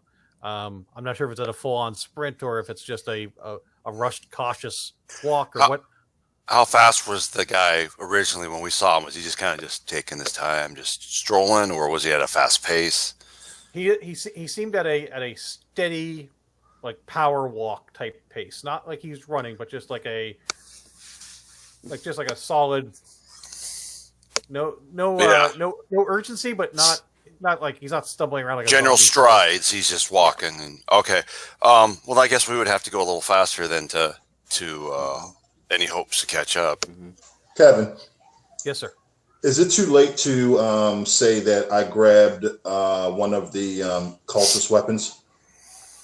No, I had mentioned that if you got the only evidence you had of the cultists ever existing was a little bit of weapons that you guys managed to grab. I'll keep grab one of them. Yeah, I'll keep one too. That's just. It seemed to be the only thing that affected them. Okay, and you were looking. Dob was looking for tracks earlier, right? So I didn't find anything.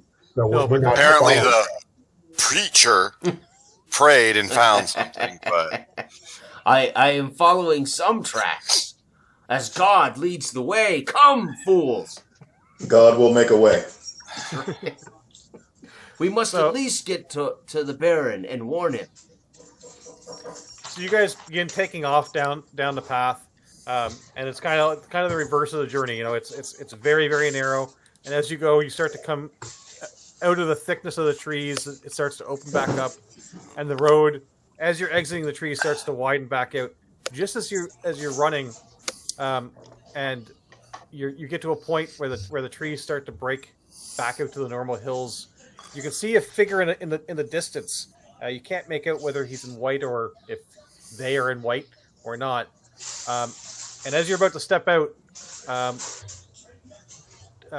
Dob, can you give me a mind check right quick? 4.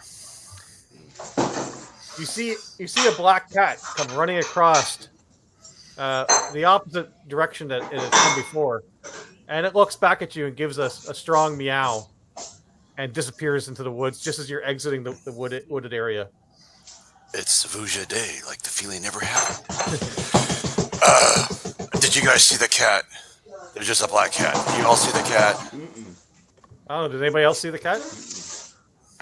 No, I was too busy looking forward. I'm running toward whatever I think is this white, this robed person. Yeah, I'm cued off by the picture. Okay. Yeah, I'm gonna try to ignore the cat. No. As we continue on, he'll kind of keep glancing back to see if we're being followed by the cat. Yeah, it doesn't seem like the cat follows at all. It disappears into the woods and kind of disappears out of sight. They changed something in the Matrix. Yeah. Thank you for the Glitch, reference. yeah. Thank you for catching the reference. That is exactly Should have took the blue pill. Yeah. that is exactly where it was stolen from. Yeah, That's what yeah, it came to my that's head when I awesome. thought it. But anyway, as you guys are heading down the road, you're trying to catch up to the figure that you saw. Right. And as you run, it doesn't seem like you're closing the distance at all, until you're starting to get to the point where you can see the city, Dredgewater, in the distance. Okay. And you kind of run through a little bit of mist, and you see the figure coming through the mist back towards you. And you can't make out any features or really anything because the mist and fog is a little bit much here late into the night. But there's a figure coming towards you that looks like it might have been the same figure you were running down towards. Now, is our time of day still nighttime? Nothing's Yeah, it's changed. Yeah, it's still very late at night. The sky is still clear, but there's a fog kind of rolling through the hills here as you're coming out of the trees and back towards Dredgewater. Dredgewater's kind of like in a marshy, scummy area, so there's fog and muck and stuff like that. Okay. I slide to a stop, and swing my censer and begin again to sing a prayer to draw this visage toward us. Please, God, bring to us this creature I see before me. Be careful you don't I'm hit thinking- the other knee. Martin, what are you I'm doing? thinking an echo, and I almost you can almost audibly hear certain words kind of creep out a little bit as I'm responding. You know. Armando and Dob, what are you guys doing at this point? If is Martin armed with one of the cultist weapons? Yeah. Excellent. Yeah, I still have that. I guess I'm holding mine at the ready, sweating and praying along with along with Damon. Yeah, that was literally Dobbs. the only weapon I had that actually did anything. Dobbs holds out the thing and he realizes, sharp fin front. Okay. And just kind of sits there, kind of holding it like, doesn't know what he's doing with it, but everybody else is doing it, so it looks good. Through the fog, you see the figure getting closer, and it starts to break. And just as it's about to break, you hear a voice, a very familiar voice. Goes, Damon, is that you singing? If I recognize it, do I recognize the voice? Yeah, it's one of the town's guardsmen that usually stands at the gate that's close to where the church is in town. Who goes there? Show yourself. And Jack steps forward, and goes, I thought you were heading in to deal with the pagans. Is he dressed in this white robes? Is he dressed? No, he's dressed in his normal guard outfit. Yes, we have witnessed much horror this evening. Have you not seen a man in a white robes pass by you? No, but how much horrors could you have seen?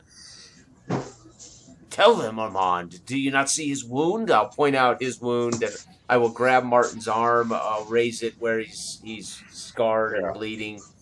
And it seems like your prayers have done magical work because the wounds seem to be not there. As you grab his arm, and you're like, there's nothing there. No. First time I noticed it too. Did this not happen, Armand? Dobbs, am I losing my mind? Yes. Okay, I grab his shoulder and say, and gesture upwards. You know, It is the power of God. Yes, Martin. But When we still have the spears, right? The cultist yeah, weapon. you still have the spears with you. Jax goes, but when did this happen? You've only been gone for hour or so. Oh. It took us more than an hour just to get there. You We've must been be at least 4 or 5. Has anything happened here? Jax, no, we saw figures moving here in the foothills before town, I came out to see who would be out here at this time, thinking maybe it was the cultists or something, but or not cultists, but the pagans. But well, fortunately, we have disbanded them. We succeeded mightily. We'll have to tell the Baron. Yeah, we just disrupted their ritual, I guess. I mean, and no alcohol was involved at all, so we did this all sober. lies. And I did not see any breasts. That was a disappointment. Yeah, but I was but expecting the night that. is young, Armando. You will, as the festival wears on, that may well change for you. And But Dub, I do not think we interrupted the ritual. You do not. I don't feel like we did. Then we had better tell the Baron of what we saw, of what you saw on Mort. Okay, my question is, if we tell him we didn't, we don't get paid. If we tell him we did, we get paid. We he did can't something. prove We either saw way. something. And even if this visage of Von Mort was just a omen of ill deeds he is planning for us, we must tell the Baron. I honestly think that maybe that was some type of a drug or mushroom or something that was affecting these people, because he was shrugging off the damage like it was nothing. Some mind-numbing concoction. Yes, but then he vanished completely. Maybe we were the ones under some delusion. Could be. I'm starting to gesture toward town. Baron. do you still have your quarterstaff, Martin? I don't think you lost it all. You still have it, right? No, I still have it. Yeah. So Jack's the guard. Agrees. He's like, okay, yeah. If you guys need to see the Baron, then follow me. And as is kind of customary, before you can go in to see the Baron, he asks to gather all the weapons. Mm-hmm. So he's taking like the cultist weapon. He takes out all the various weapons. He notices at the end of your quarterstaff is covered in this weird sticky white dust, all along one end of it, and kind of comments on it, but bundles it in with the rest of the weapons. And I tell him that we will need one of those weapons. Dobbs pulls out like a vial and scrapes off some of the white stuff before he puts it away, and puts it just in case we need some more proof. Okay. And the guard says, "I will carry one in for you." He does.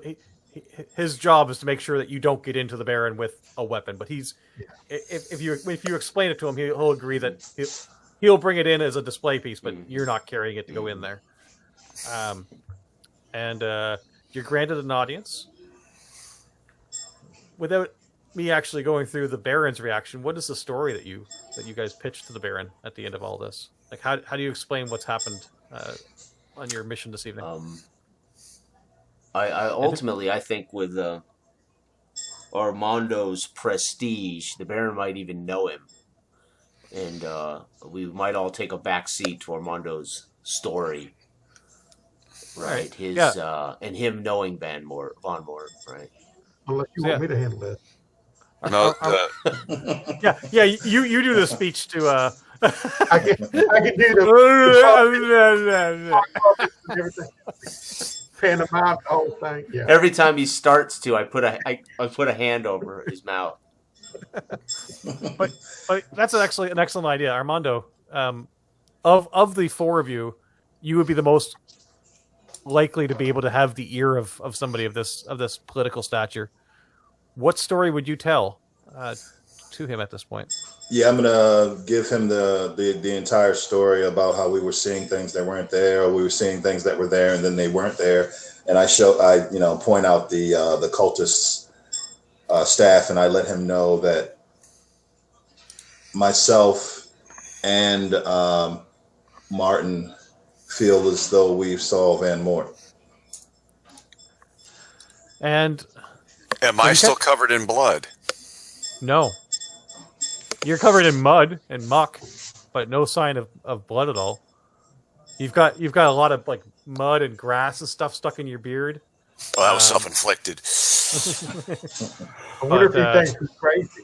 Oh, they always think that. I mean, as you tell the story, you can see the Baron kind of looking over the weapon, and it's just like a long tree branch with an antler stuck through it, and he's kind of looking at it, going, "Okay," like it doesn't seem like a sophisticated weapon of that somebody of Von Mort's statue would use. Like he would be using shields and swords, certainly.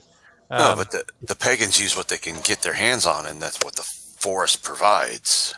So he kind of believes that you've definitely seen pagans. Roll on your prestige there. Do a roll and add your prestige to it. Let's see how much he believes of your story. 20, natural 20. Fantastic. He hears what you have to say, and you can see him visually anger at just the idea that Von Mort might have even been in his lands, let alone involved in whatever sort of a crazy story like what you've come up with. Armando, you are brought in as a trusted person to help this group on their next adventure to go after Von Mort. The rest of you are thanked for your work and given the payment as required. You specifically called out Martin as being somebody who had also seen it. Martin's going to get a repute as far as a repute point for being involved and being vouched for by Armando. Mm-hmm. Armando, you'll also get a repute because you're now getting closer to the inner circle of the Baron. Dob, you are getting access to like basically whatever you ask for in terms of like weird herbal shit that you may want to get access to. The fun stuff. Basically, you've been a pantry has been open to you because you claim, because I assume you would claim it. You need to do it for research purposes for that powder you collected. Yes, and they basically opened the pantry for you. Nice. Damon, as dawn will be coming up shortly, and it'll be All Saints Day. The Baron has said that you'll be able to stay and lead the special delegates. Delegates. Sure. In for the feast that'll happen today. That you'll get to do the opening prayer for the feast that happens. Thank you, my lord. I am honored. Yeah, Armando, you will be brought in for the planning on what the response will be to Von Mortis as they move forward. He may be apparently much more dangerous than previously had thought. Sweet. Good. Now, and a repute point can be spent on any of your attributes immediately. You just can't go above 4. 4, yeah. Right. Yep. They're going to put something in body since I definitely got physical. Right. As that old 80s song or 70s song. So yeah, we'll end the scene as far as the scenario goes. I'll give one, or maybe I misspoke, but as far as I know, it wasn't so much that you guys didn't hit. It wasn't so much that you guys' weapons weren't effective, because clearly the scythe was very effective. Mm-hmm. But I think everybody else just missed. Mm-hmm. I don't think there was a case of like only their weapons did damage. It was just your guys' own attempts mostly missed. No, I was just playing the character as far as how. Right. That's all we saw was that one stab with that item. So that's what we perceive as the only thing that seemed to affect him. Right. Right. Okay. I just want to make sure I didn't like mix that up somewhere and that I miscalled it or something. And because there's never a stalemate roll. Somebody always suffers on a failed attack roll. You can roll with that narrative and have that affect somebody other than the guy attacking, right? So when I missed with that, I was getting ready to get hit in the head. So which is again, you're free to kind of narrate this chaos of battle, kind of any way. Yeah. Right. I try to avoid doing the whole like, oh, you missed your attack, right? So you hit your buddy. Exactly. Because I don't mind it once in a while, but it can kind of come off like the DM just being a dick. So I try not to do that too much. That'd be But more like the, if he missed something like he trips his own guy, not doing damage, but more like around the guy's ankles and into the mud. See, it could not even necessarily have to be a wound, so to speak, or physical. Right. It could be a psychological thing, Sure. or it could just a change of circumstances to Yep. where all of a sudden You're know, mute. Yeah, that's the. But I more so than the first time I ran it. It may just been because, like I was saying earlier to Dell, was this week kind of got away from me for timing and stuff. But more so on this one than the first one, I found myself slipping into the traditional D&D of this person doesn't attack, this person doesn't. We've been doing that for 40 years, man. I mean, Yeah. it's so easy to do that, right? I mean, that's but the game will work traditionally too. Yeah, I mean, you still let it flow, but Pretty easy. my goal was to hopefully do it more the way you had it drawn up, and my brain went off on that, and I apologize for that. But Worked fine. Did you like it, Eric? I enjoyed it. Yeah. How about you, Robert? What do you think? I really love it, man. It's so carefree and so light, Yeah. and I really love that. Something that the system does is reminiscent of one of my favorite RPGs of all time, Numenera, where they quantify everything with a simple 1 to 10 scale, and everything you do is on that scale. The NPCs are on that scale, task resolution, and it makes it so simple and easy to understand.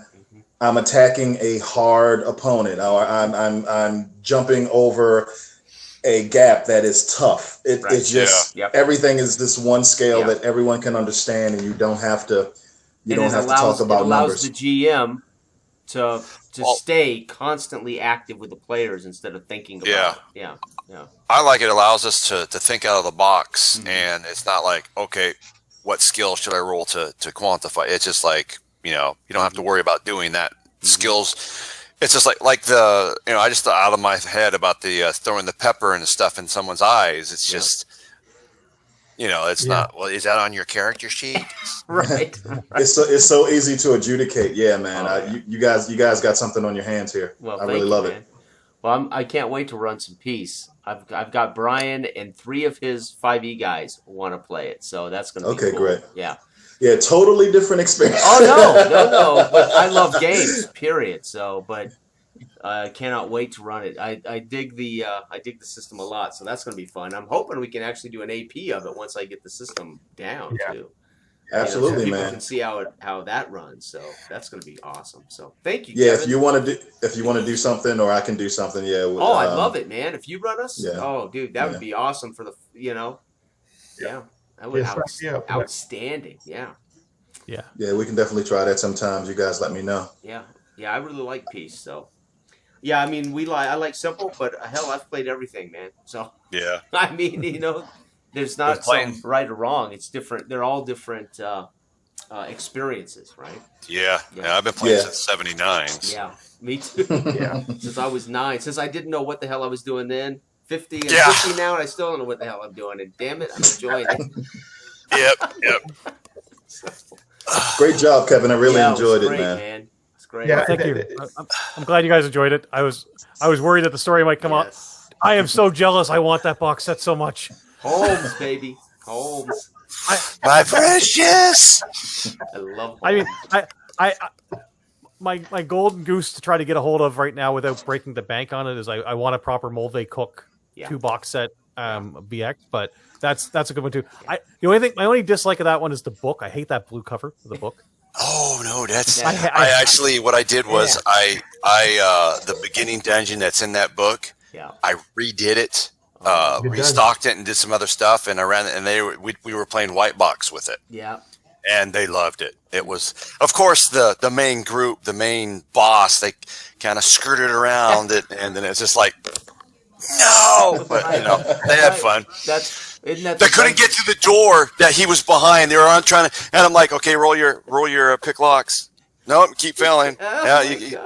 Your lock breaks, so you can't get it. And they're like, okay, we'll continue on. I'm like, shit. Yeah, there it is. There's so much for the grand.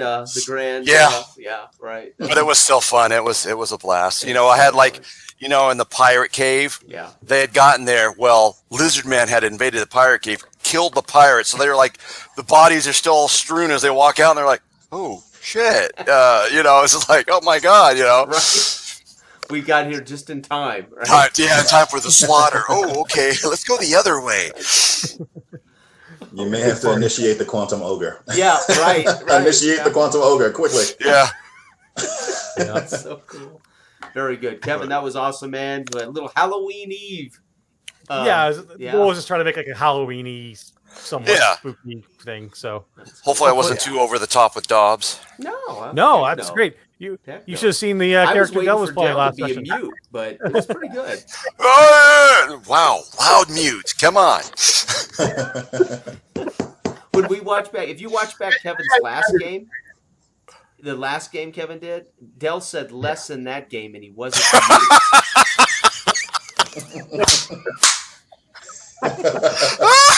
Oh god! Like he's a mute in this one. He says even more. I was playing a similar type character. Miles' character and yours would get along. Yeah. He's Darius, but Next time somebody says they're playing a mute though, we just have to mute them. Yeah, mute the mic. Yeah. Josh, oh god, Josh James ran us in a mutant whatever the heck that's called, the mutant hack, with Big Mike, and I was some musclehead, and Mike played a robot that couldn't speak, but spit out a ticker tape, and I would read what the robot would say on the ticker tape. That was fun. So have I played? Yeah. Have So I played Mike a literally mute? said nothing. He would type something into the thing, and then I would say, "What's that robot?" And I would read off whatever he said, like a ticker tape. Yeah. If I played a mute, I'd get a chalkboard with really loud chalks. It'd be like, as I'm writing it. So crazy. That's how rocks start to fall, right? Yeah. Yeah. Oh my god. Oh look, I don't care what your saving throw was. Yeah. You missed. Your chalkboard's broken. Yeah. That's awesome. Well, thank you, my friends. That was great fun. I appreciate it. And Thanks for having me. do it again, not before too long, hopefully. Right? Yeah. When we can all do it. And I know it's kind of late for you guys, right? You guys are like 10:30 or something, right?